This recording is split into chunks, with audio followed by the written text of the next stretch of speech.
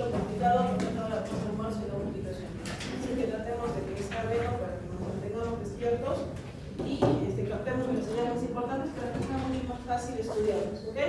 Algunos ya me conocen, soy la doctora Lina García Herrera, médico neumólogo del Hospital Odonio de Gama, ¿ya?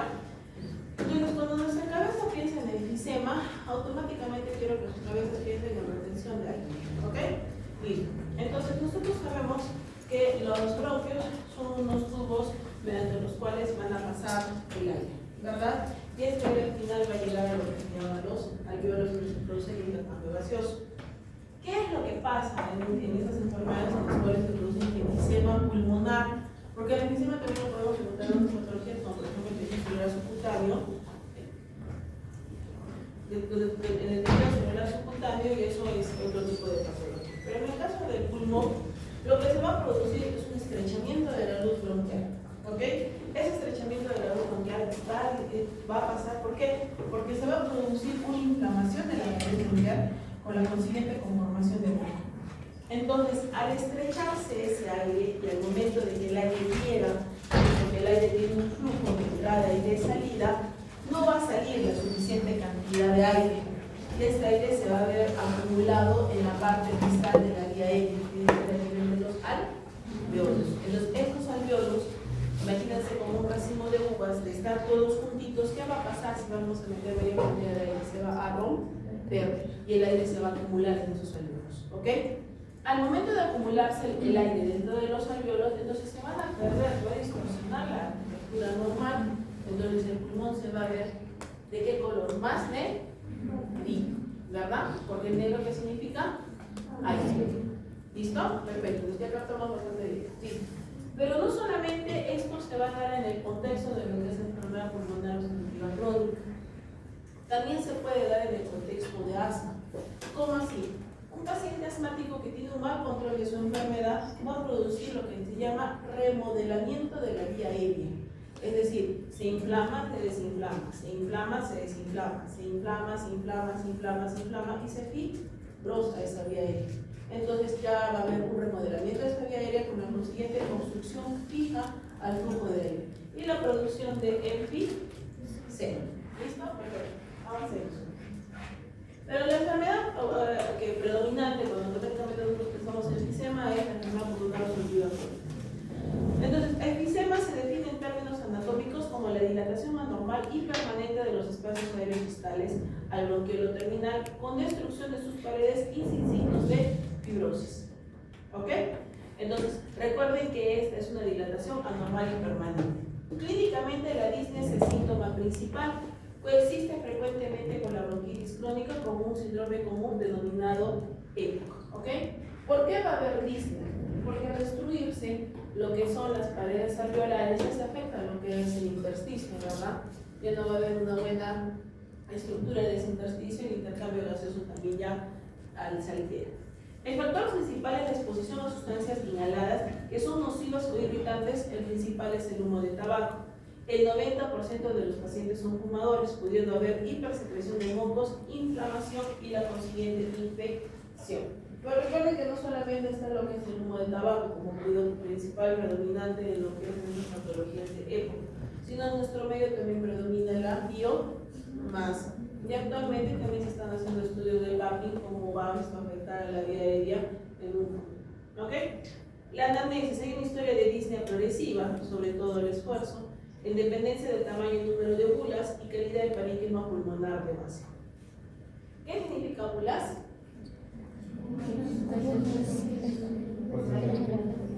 Unas pequeñas quistes aéreas, ¿verdad? De paredes muy delgadas.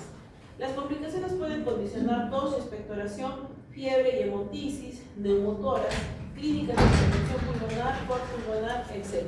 ¿Por qué se va a producir neumotoras? Recuerden que hay dilatación en la parte distal de los alvéolos. Esa dilatación, en algún momento, imagínate que un paciente tiene un acceso de tos muy exigente, la pared se encuentra un poco delgada, puede producir neumotoras. En su evolución se asocian frecuentemente a neoplasias. ¿Por qué las neoplasias? Porque esto está asociado al humo de tabaco. Pueden existir también bulas aisladas, asintomáticas, detectadas incidentalmente. El antecedente de consumo de tabaco es muy importante. Y chicos, cuando yo tengo un paciente que tiene antecedente de humo de tabaco, ¿cómo lo coloco yo en la anamnesis? ¿Cuál es la fórmula? El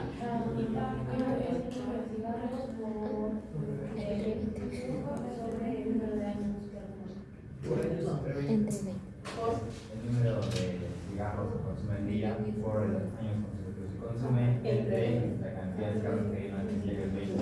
¿Ya? Entonces, efectivamente, cuando nosotros estamos en un paciente con historia de tabaquismo, se utiliza acá el PAC-10. Recuerden que el factor de riesgo de PAC-10, cuando un paciente tiene más de 20 PAC-10, ya es un factor de riesgo para cáncer de pulmón. Al examen físico, el síndrome enfisematoso difuso localizado en dependencia del tipo de bulas y valora la evolución de la enfermedad y tratamientos empleados. Generalmente estos pacientes que tienen este tipo de enfermedades son pacientes que son caseros, por así decirlo, de tratamientos hospitalarios. ¿Por qué? Porque van a tener en cualquier momento exacerbaciones y esas exacerbaciones lo van a hacer asistir al hospital en varias oportunidades. También pueden tener taquipnia, generalmente estos pacientes van a tener respiración con labios lucidos, cianosis central o decoración de membranas de mucosas, anormalidades de la pared torácica.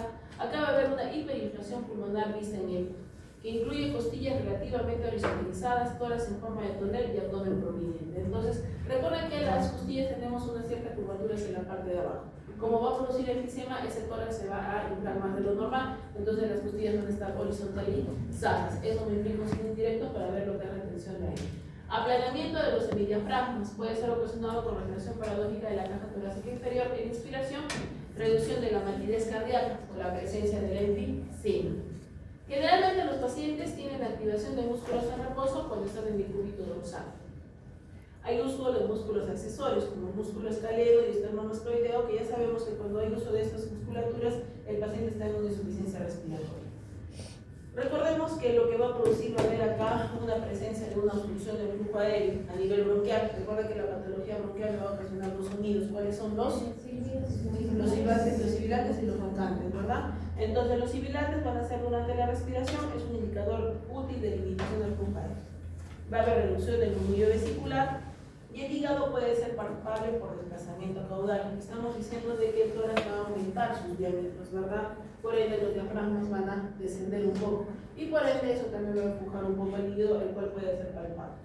El edema de tobillos o miembros inferiores puede ser un signo de insuficiencia cardíaca derecha. Tenemos que aumentar también el cardio, hepatomegalia y crepitación yugular ortognética. Entonces, en la semiología del enfisema vamos a encontrar en este cuadro un poquito más resumido.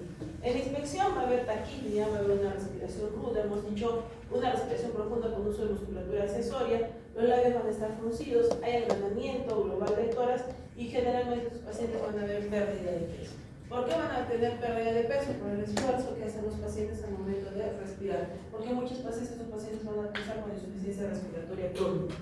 A la palpación puede no notarse el latido de la punta, va a haber disminución de las vibraciones vocales y hemos dicho que el diafragma desplaza al hígado hacia abajo. En la percusión, recuerden que es un tórax enfisematoso, va a haber mayor sonoridad y hay reducción de la matidez cardíaca. En la auscultación, respiraciones y vibraciones con expiración prolongada, va a haber las vibraciones también van a estar a cierto grado disminuidas. Hay disminución de la audibilidad de los circuitos cardíacos, ruidos adventicios solo en ocasiones y disminución del murmullo vesicular con sibilancias expiratorias. Generalmente entonces el murmullo vesicular va a estar disminuido, vamos a poder escuchar sibilantes y va a haber cierto timpanismo a nivel de la caja torácica. Entonces hay bastante semiología importante en estos pacientes que tenemos enfisema, sin mencionar también la semiología que puede haber a nivel de la parte cardíaca. Entonces, a la inspección, el tórax está dilatado, ¿verdad? Vibraciones vocales están disminuidas. La percusión, hay aumento de la sonoridad. En la auscultación, el murmullo va a ser confuso y disminuido. Hay una expiración alargada con pérdida de elasticidad alveolar. ¿Por qué va a haber una expiración alargada? Recuerda que estos pacientes están reteniendo aire. Entonces, este paciente le hago una espirometría, por ejemplo, le digo, toma aire, sopla, parte, va a soplar y va a tener bastante cantidad de aire porque tiene bastante cantidad de aire retenido. Entonces, es un signo también para tener en cuenta que en estos pacientes hay cierto grado de infección. Y se pueden agregar sibilantes diseminados. Recuerda que todo lo que firma no necesariamente es asma.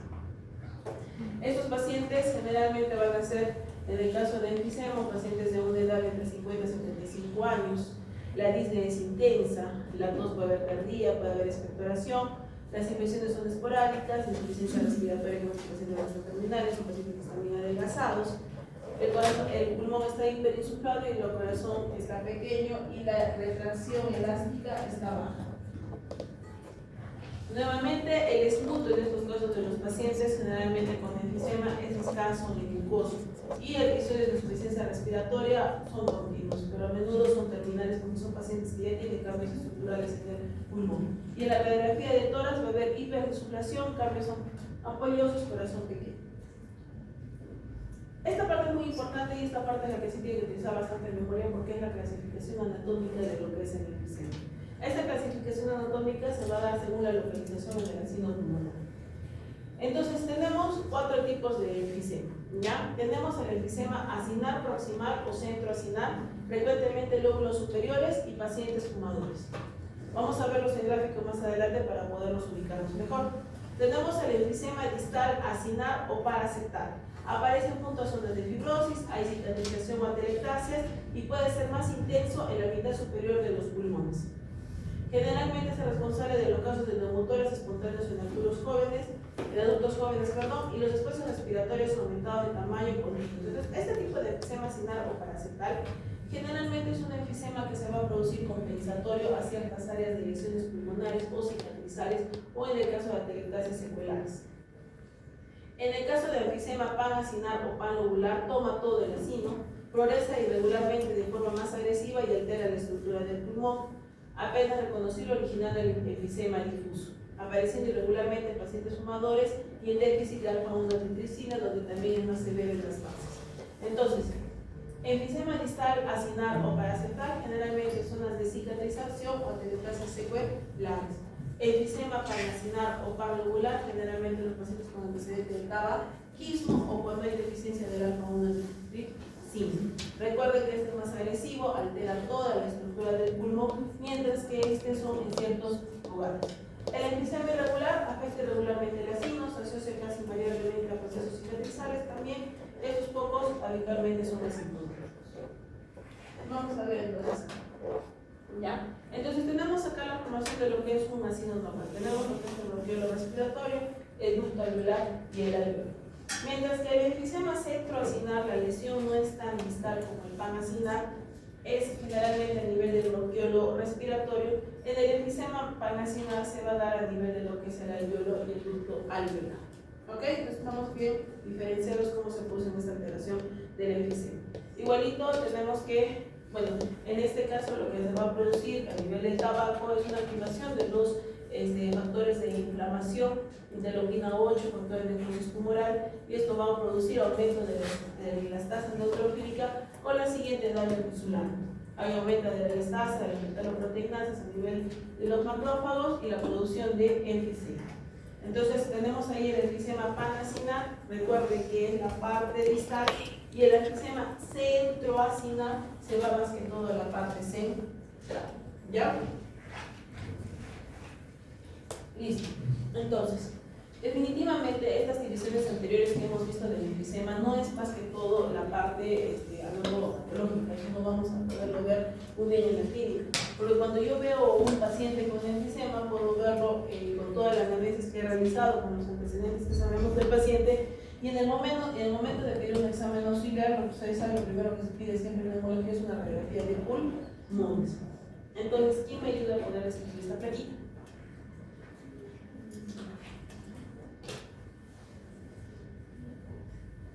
Entonces siempre lo que cuando vamos a tener una placa tenemos que ver, ¿no?, las características, que esté centrada, las películas que estén equidistantes, usted también se pueda ver lo que son las bases o los senos circunflécticos, en este caso no se ve muy bien, pero lo que estoy viendo acá es que en esta parte se puede ver lo que es la trama broncovascular, a diferencia del tercio inferior del tórax derecho, ¿verdad? Que prácticamente no puedo diferenciar lo que es la trama broncovascular. Entonces es una área de enfisema. Recuerden que para que se le haga mucho más fácil la mnemotecnia, todo lo que es negro es aire, ¿verdad? Todo lo que es blanco puede ser agua o masa. ¿Listo? Perfecto. Entonces, si lo veo más negrito de lo normal, entonces eso puede ser enfisema. ¿Ok? ¿Y cómo diferencio este enfisema? ¿Y por qué no digo que es un neumotórax? ¿Quién me responde?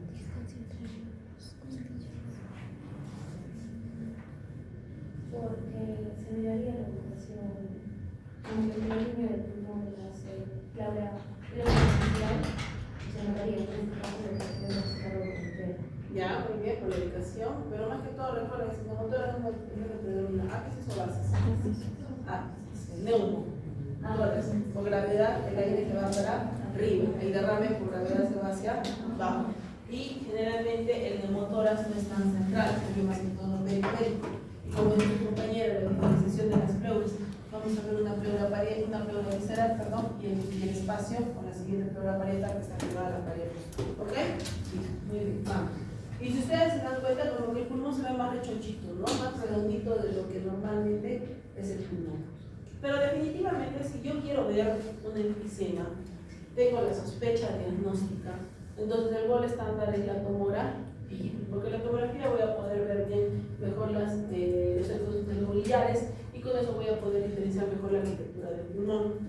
Entonces, normalmente lo que se va a ver en el nivel de la radiografía es las divisiones de los centros telomeriales, pero lo que es en caso de enfisema se pierde esta distribución de los centros antilógicos, de los centros interlobulares, y más aún a nivel de la estructura del parénquima pulmonar, lo que se va a ver son estas áreas que son más redondeadas, lo ven al pulmón más redondeado, ya pierde la estructura normal de lo que es el tejido pulmonar. Entonces, dentro de lo que son las manifestaciones radiográficas del enfisema pulmonar y de la bronquitis crónica vamos a enfocarnos más que todo en el enfisema, que va a haber una hiperinsuflación. ¿Ya? Entonces, generalmente eso se va a ver lo que hemos mencionado, ¿no? La utilización de las costillas, que las costillas van a estar más horizontalizadas, y el aplanamiento diafragmático, superior a 1.5 centímetros de diferencia entre la cúpula y los ángulos costocrénicos o costovertebrales. Lo cual es bastante un poquito difícil de verlo, porque tenemos que tener un programa especial para poder hacer lo que son las medidas. A nivel de las placas póster anterior, la altura del pulmón derecho de 30 centímetros o más. A nivel de la radiografía lateral, el espacio retroesternal mayor de 2.5 hasta el borde anterior de la aorta, medido 3 centímetros por debajo del radiodo maniobro esternal.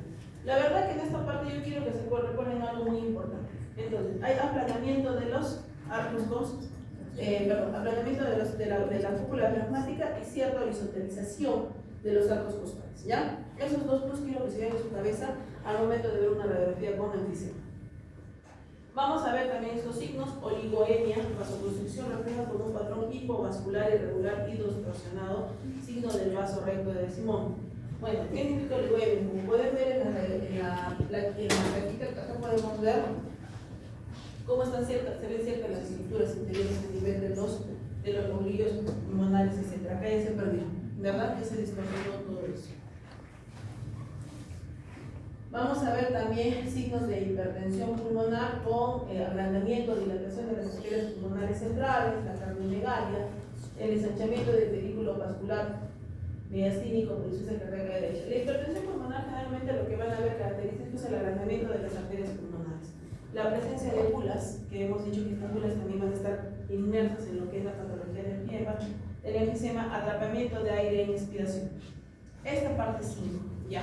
¿Qué significa esto? Atrapamiento de aire en inspiración. Cuando yo tomo una tomografía o una radiografía, ¿en qué lo tomo? Inspiración. ¿En inspiración o expiración? Inspiración. En inspiración, ¿verdad? Porque te hacen inspirar, ¿no? Inspiramos, vamos a ver la visualización, el aplanamiento del diafragma, etc.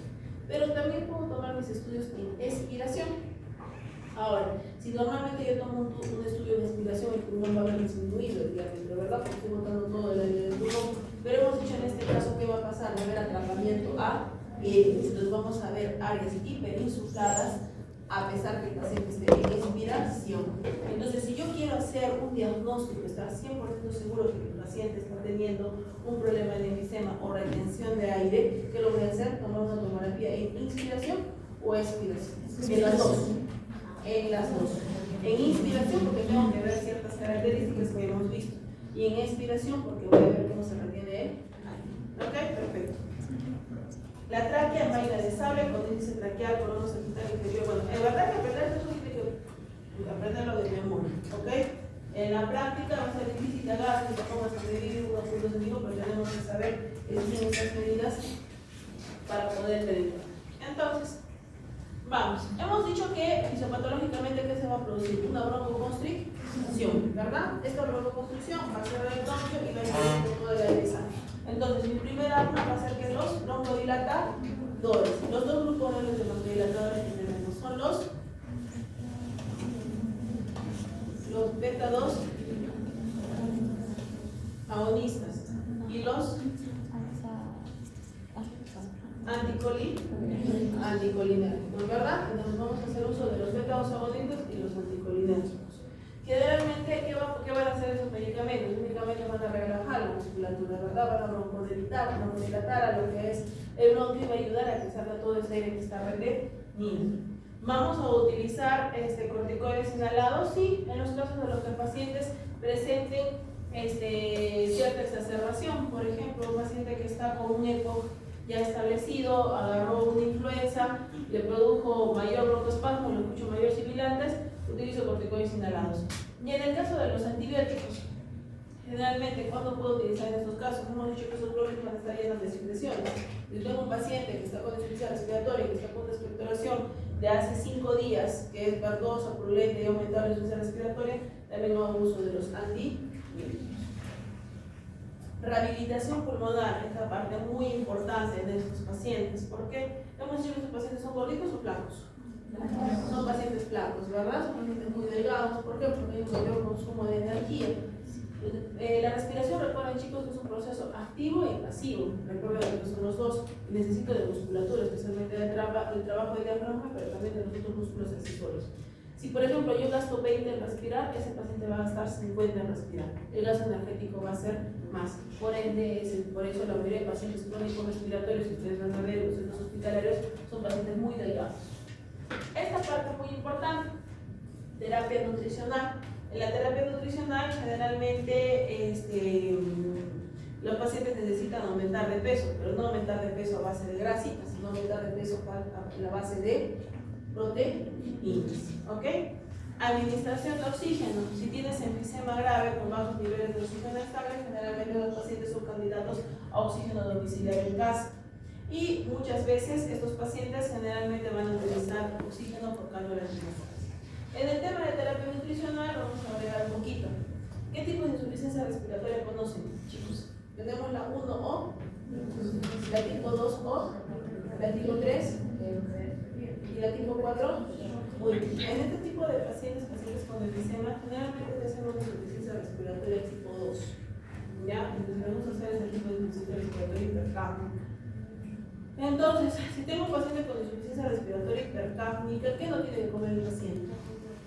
Carbohidratos. Porque recuerdan el ciclo de Krebs, ¿verdad? Pues todo lo que no carbohidratos son una CO2. Entonces, los pacientes hay que ver también qué tipo de insuficiencia respiratoria tiene, para además de complementar la terapia rica en proteínas, podemos aumentar sin presencia de carbohidratos. Y muchas veces ustedes van a tener un familiar, ojalá que no, pero un familiar que tiene una enfermedad pulmonar crónica, les indicaron el pulmocaria. Así como existe el NEPRO, así como existe el ENSHUR, existen alimentos específicos para pacientes respiratorios. El pulmocaria cumple las características para este tipo de pacientes. Son proteínas, es un suplemento nutricional con alta cantidad de proteínas y baja cantidad de carbohidratos. Que va excelente en este tipo de pacientes con enfisema. ¿Ok? Listo. Síndrome enfisемatoso queda claro, ¿verdad? Listo, queda muy claro. Muy bien. Vamos a ponerlo. Ya, síndrome cavitario pulmonar. Entonces, cuando yo pienso en cavidad, mi cabeza automáticamente, ¿qué piensa? Dengue, ¿no? Es generalmente lo más típico de nuestro medio, ¿ok? Pero no solamente la tuberculosis va a producir cavidades. También existen otras enfermedades como vamos a hacer, pero definitivamente la maestra de todos en la parte pulmonar es la tuberculosis. ¿Quién me dice en esta plaquita dónde está la lesión? ¿En el lado derecho o en el lado izquierdo? ¿En el? Derecho. ¿Izquierda o derecho? Derecho. Pues, si me están diciendo esto es un caso. Ve. ¿Ok? Eso es.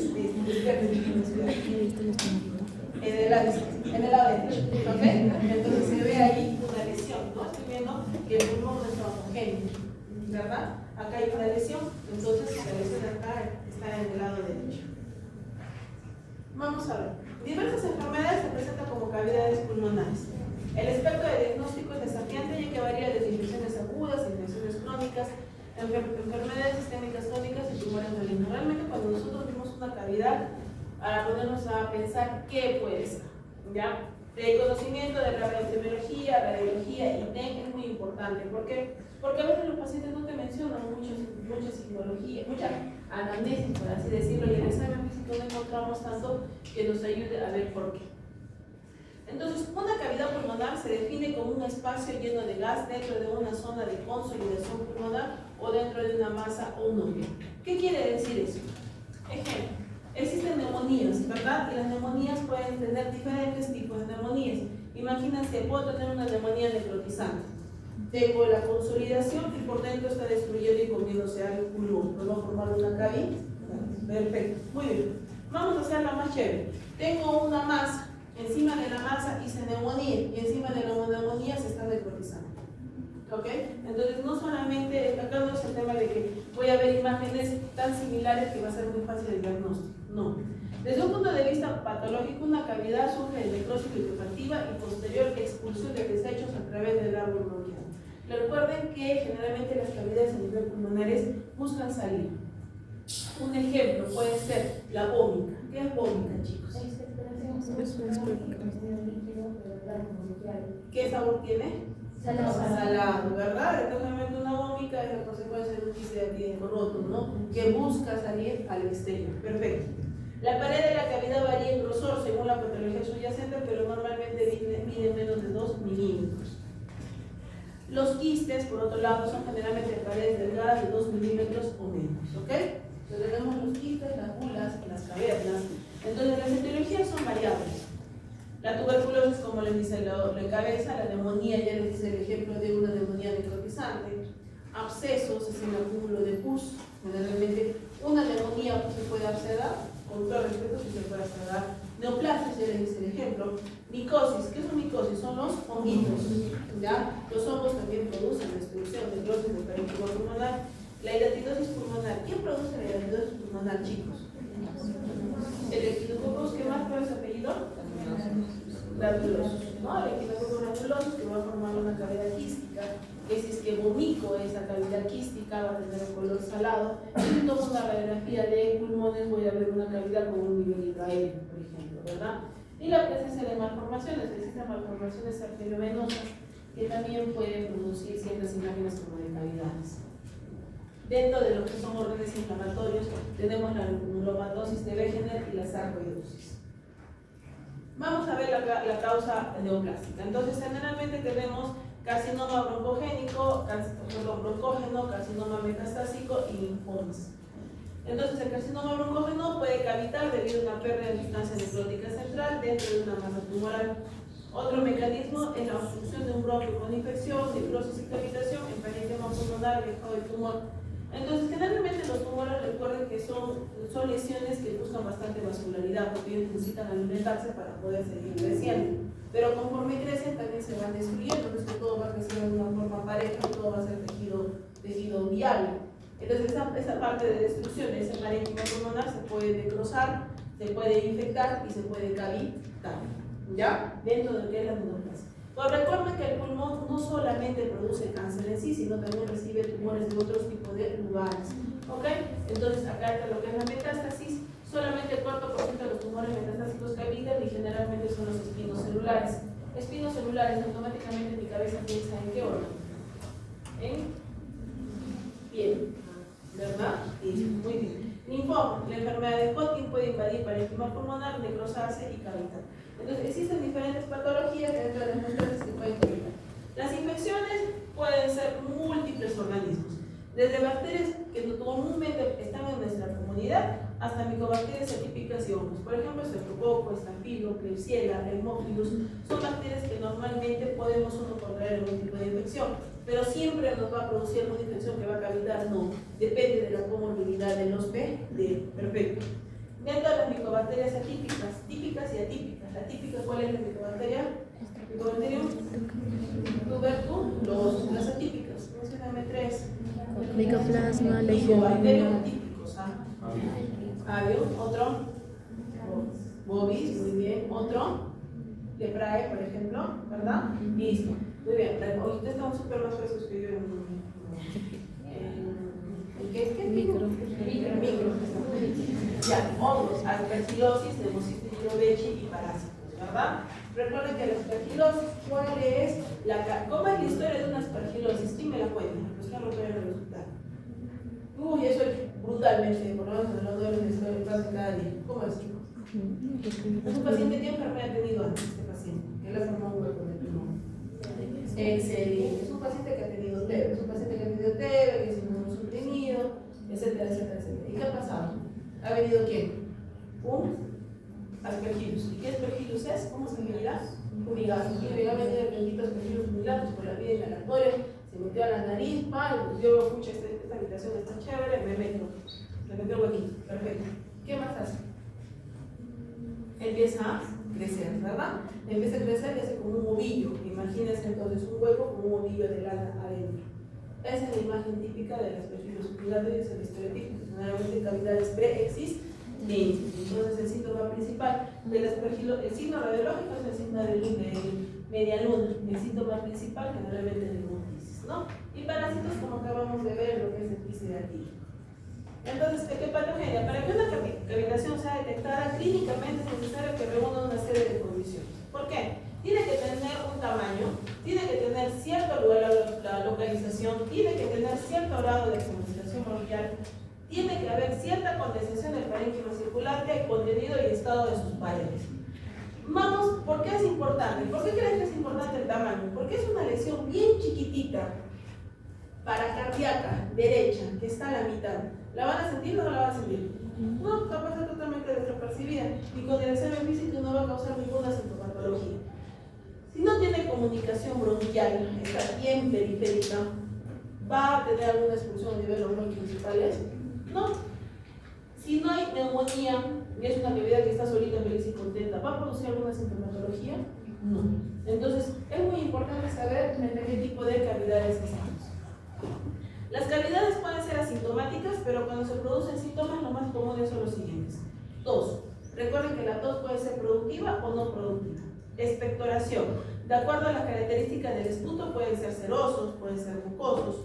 El esputo puede ser muco purulento, puede ser numulares, cuando tienen una forma redonda de moneda, hemoptoicos, hemoptisis. Ahora, acá paréntesis. ¿Cuál es la diferencia entre un esputo hemoptoico y un hemoptisis? Hemoptoicos con sangre y hemoptisis con hemoptoicos sangre fresca, o sea, al revés. Esputo hemoptoico, imagínense flema con un hilito de sangre, ¿ya? Y hemoptisis es sangre franca, ¿ok? Esa es la diferencia.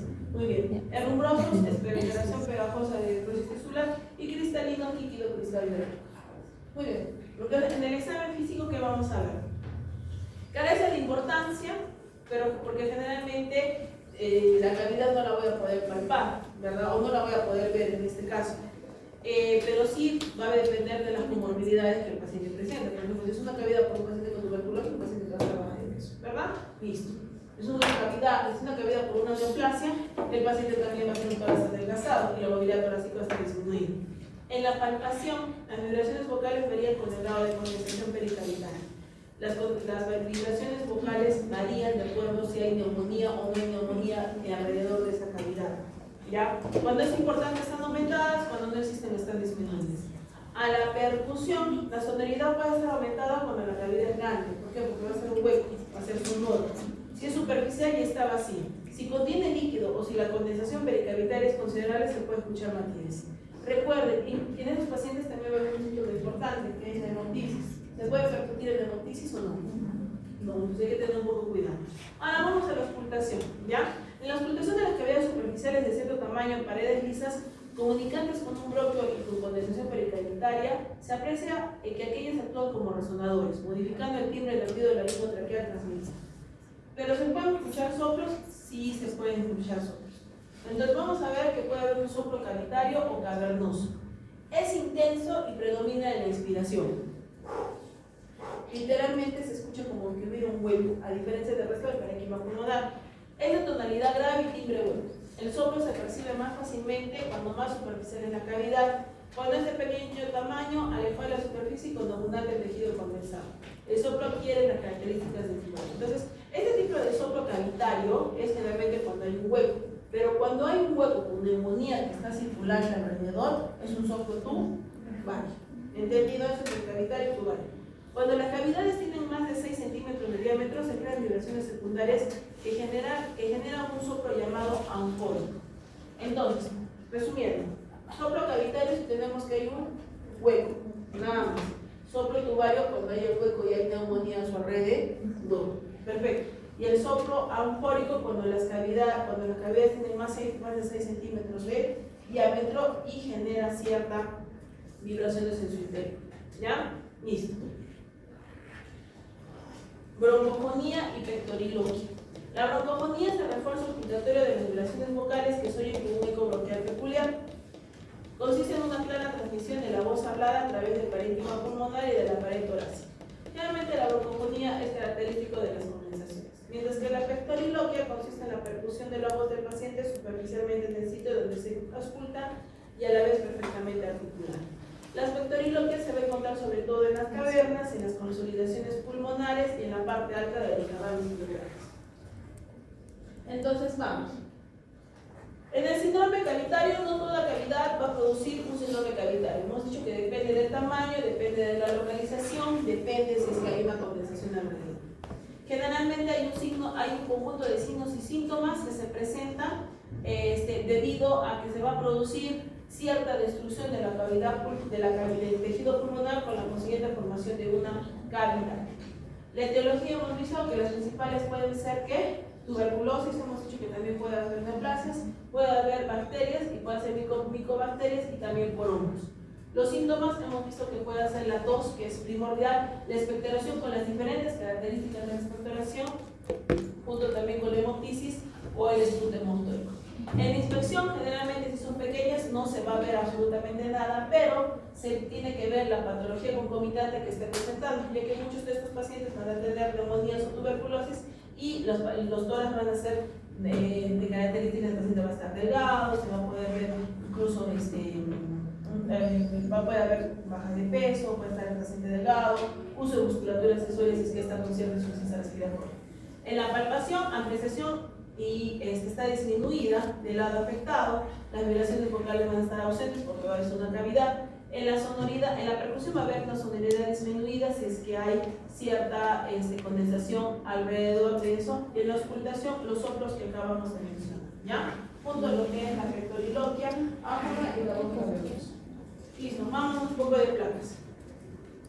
Como podemos ver, acá está la lesión cavitaria. Podemos ver lo homogéneo que se ve lo que es, ni tan homogéneo porque aquí hay un síndrome de consolidación en la periferia del tórax derecho y en la parte izquierda podemos ver cierta cavidad con un infiltrado alveolar a su alrededor. Listo.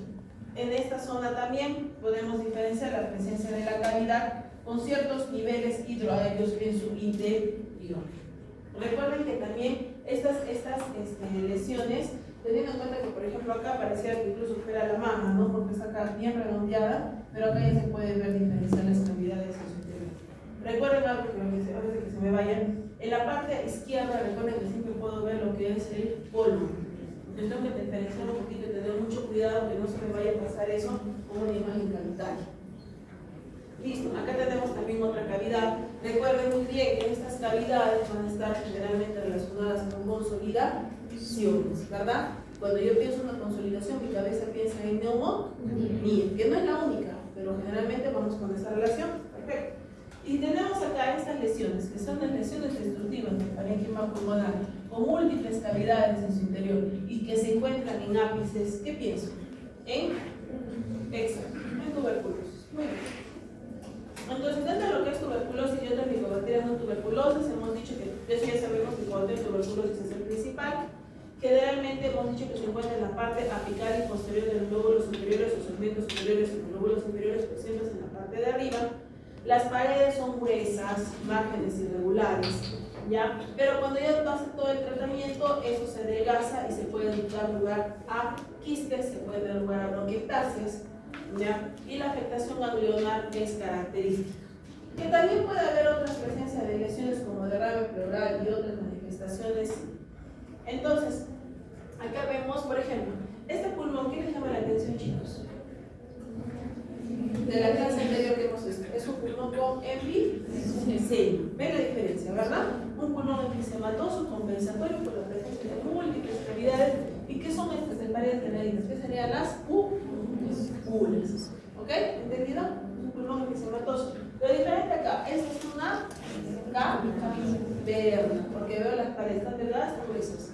Gruesas, muy bien. Y acá también esta es una lesión, puede ser una caverna de paredes gruesas, está con todo su respeto, pueden ser. Entonces son las diferentes, es decir, lastimosamente en radiología no es como que hay un atlas, ¿no? Que todo va a ser igual, no. Los pergilomas, ya les recordé cómo es la historia, ¿no? Generalmente pacientes con antecedentes de tuberculosis, hubo destrucción de parénquima pulmonar y los pergilos unigatus se alojó en el huequito y hizo su casa. Perfecto. ¿Ok? Generalmente este aspergiloma, el sinónimo es micetoma. ¿Ok? Aspergiloma o micetoma son sinónimos. No lo voy a tomar como enfermedades distintas, ¿ya? El signo aéreo característico es la forma de media luna. Entonces, ¿por qué? Porque van a ver la cavidad acá y acá van a ver el redondito. Entonces va a ser una media luna en la parte de acá. ¿Ok? Por eso se llama una media luna. Y los aspergilomas no son verdaderas lesiones cavitarias, sino son hongos que se meten dentro del hueco, generalmente es un paciente con diabetes. Entonces, tenemos la ventana pulmonar, la ventana mediastínica, tenemos la cavidad preexistente, el aspergiloma y el signo de media luna. Clarísimo entonces, ¿verdad? Listo, perfecto, chicos. Muy bien, ya. Preguntas en este plan.